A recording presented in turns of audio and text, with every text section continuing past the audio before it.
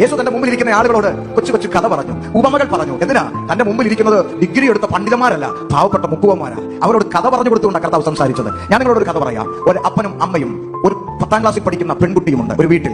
ആ വീടിന് ഒരു ദിവസം തീ പിടിച്ചു. ശ്രദ്ധിച്ചേ, ആ വീടിന് ഒരു ദിവസം തീ പിടിച്ചു. പപ്പയും അമ്മയും വെളിയിൽ ഓടി ഇറങ്ങി നോക്കിയപ്പോൾ പെൺകുട്ടി ആ മുകളിലത്തെ മുറിയിൽ പെട്ടുപോയി തീ ആളി പടർന്നുകൊണ്ടിരിക്കുകയാണ്. നിങ്ങളൊന്ന് ശ്രദ്ധിച്ചേ, ആളുകളെല്ലാം ഓടിക്കൂടി അയ്യോ എന്റെ മോളെന്ന് പറഞ്ഞ അപ്പനും അമ്മയും നിലവിളിച്ചുകൊണ്ട് നിൽക്കുക.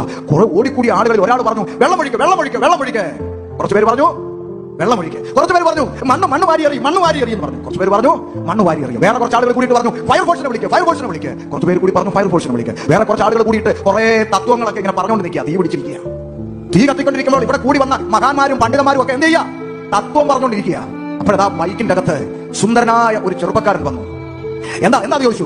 തീ പിടിച്ചു, ഒരു പെൺകുട്ടി അതിനകത്ത് പെട്ടു. ഒന്നും നോക്കിയില്ല, ബൈക്ക് മേലെ ഓടിച്ച് വാതിൽ പൊളിച്ച് അകത്തേക്ക് കയറ്റിയിട്ട് ഓടി മുകളിലേക്ക് കയറി ആ പെൺകുട്ടിയെ പിടിച്ച് ജനാലയിലേക്ക് കൂടെ പുറത്തേക്ക് എറിഞ്ഞു. എന്നിട്ട് ഈ ചെറുപ്പക്കാരൻ വെളിയിലേക്ക് ഇറങ്ങി രക്ഷപ്പെടാൻ ശ്രമിക്കുമ്പോൾ കട്ടള തീ പിടിച്ച് അവന്റെ തലയിലോട്ട് വീണു. തീ പിടിച്ച് ഉരുണ്ട് വെളിയിൽ വന്നു. പൊക്കിയെടുത്ത ആളുകൾ ആംബുലൻസിലിട്ട് ആശുപത്രിയിലേക്ക് കൊണ്ടുപോയി. പ്രിയപ്പെട്ടവരെ, കാലങ്ങൾ കഴിഞ്ഞു.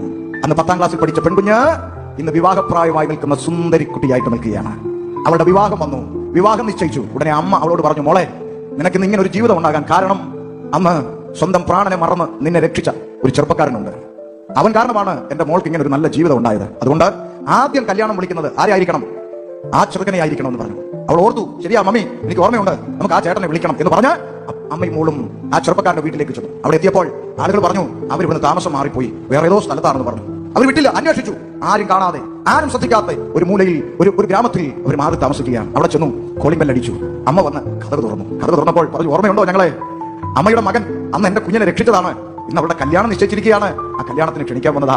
അമ്മയുടെ മോനെ ആദ്യം വിളിക്കണമെന്ന എന്റെ മോളുടെ ആഗ്രഹം. ആ അമ്മയുടെ കണ്ണ് നിറഞ്ഞു, സന്തോഷമുണ്ട്, വന്നാട്ടെ എന്ന് പറഞ്ഞു. അകത്തോട്ട് കയറി. ആ പെൺകുട്ടി അകത്ത് കയറിയപ്പോൾ ആ ചുവരുകളിലേക്കൊക്കെ നോക്കിയിട്ട് അവൾ അതിശയിച്ചു പോയി. എന്തൊരു സുന്ദരനായ ചെറുപ്പക്കാരൻ. ഓരോ ഫോട്ടോകൾ, അവനിങ്ങനെ ചരിഞ്ഞും തിരിഞ്ഞും നിൽക്കുന്ന നിരവധി ഫോട്ടോകളുണ്ട്. ആ ചെറുപ്പക്കാരന്റെ ഫോട്ടോയിലേക്ക് അവൾ നോക്കിയിട്ട് അവളുടെ ഉള്ളം പറഞ്ഞു, എന്തൊരു സൗന്ദര്യമാ, എന്തൊരു സുന്ദരനാ ഈ ചേട്ടൻ, എന്തൊരു രസമാ കാണാൻ. അവൾ അങ്ങനെ ഫോട്ടോയിൽ നോക്കി നിൽക്കുമ്പോൾ ആ അമ്മ വിളിച്ചു, മോനെ എന്നെ കാണാൻ ആരാ വന്നിരിക്കുന്നത് നോക്ക്.